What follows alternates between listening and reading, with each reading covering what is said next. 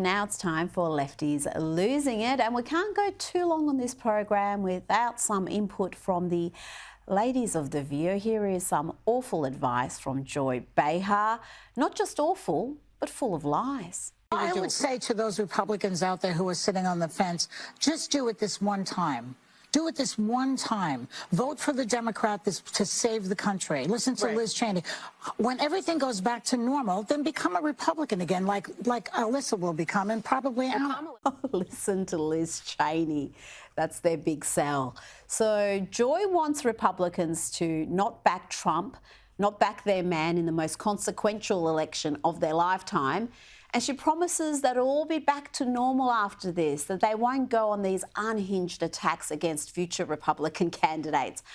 Only I'm old enough to remember when they called milquetoast Mitt Romney a racist, sexist monster. They did the same with Rhino John McCain. They've been doing the same with Florida Governor Ron DeSantis, and you know they're going to double down when he's the presidential candidate.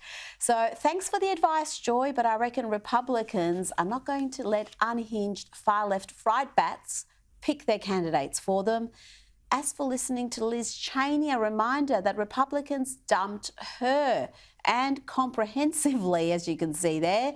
She's about as popular with Republicans as an Antifa activist.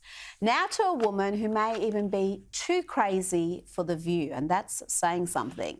Here is Democrat strategist Aisha Mills resorting to dangerous lies about President Trump. And despite 2 assassination attempts in 2 months against Donald Trump, CNN saw fit to put this dangerous lefty spouting reckless lies on television.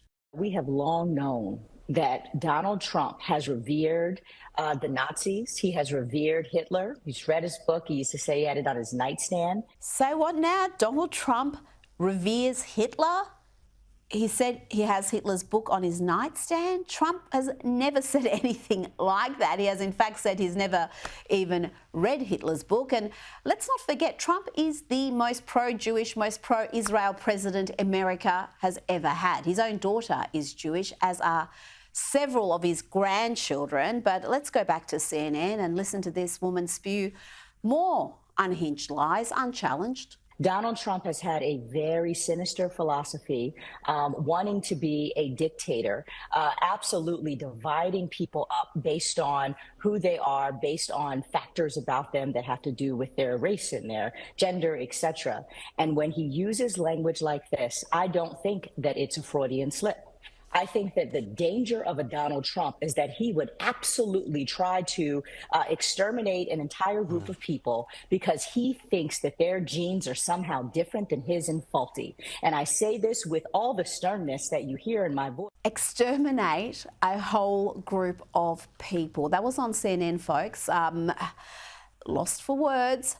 Now, since we're dealing with bold-faced lies, let's hear from Kamala herself and listen to how she flounders when there is the slightest bit of pushback. The question was, how are you going to pay for it? Well, one of the things is I'm going to make sure that the richest among us who can afford it pay their fair share in taxes.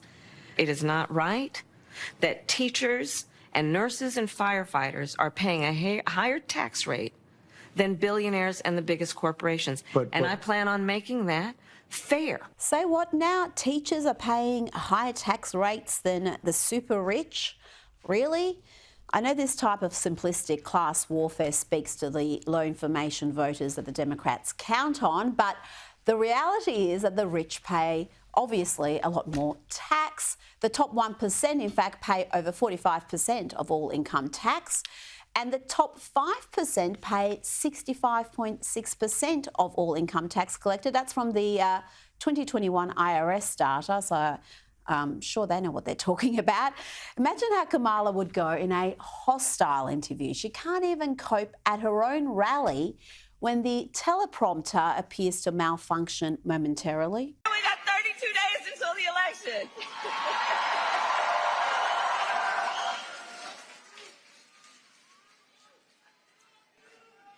So 32 days. 32 days. Okay, we got some business to do. All right. 32 days. And we know we will do it. Amazing stuff from her. Far worse than what we saw from Selena Meyer when she faced a similar conundrum. My fellow Americans, I'd like to begin today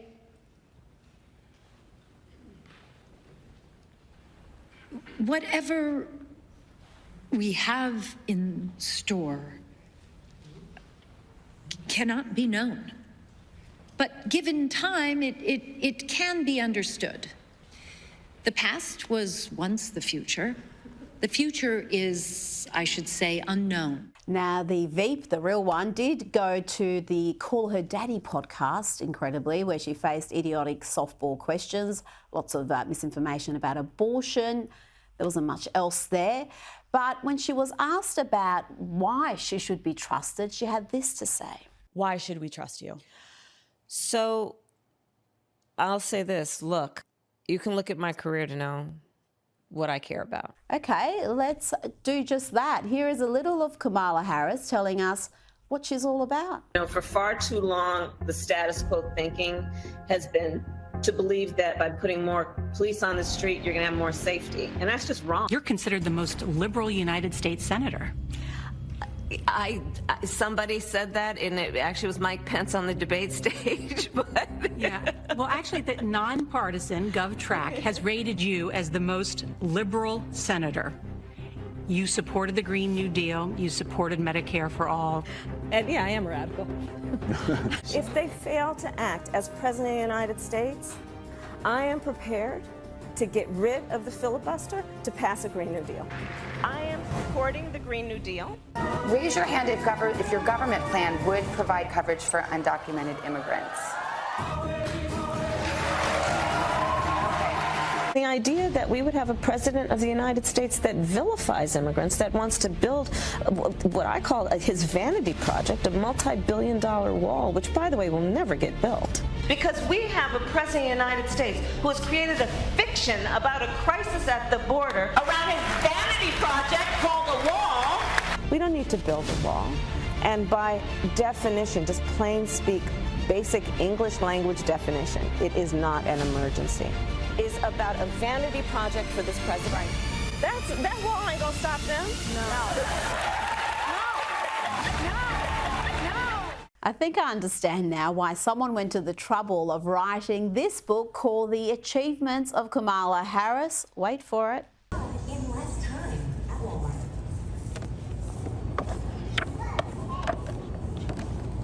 We're here for you 24/7 at all times across all stores. You're kidding me.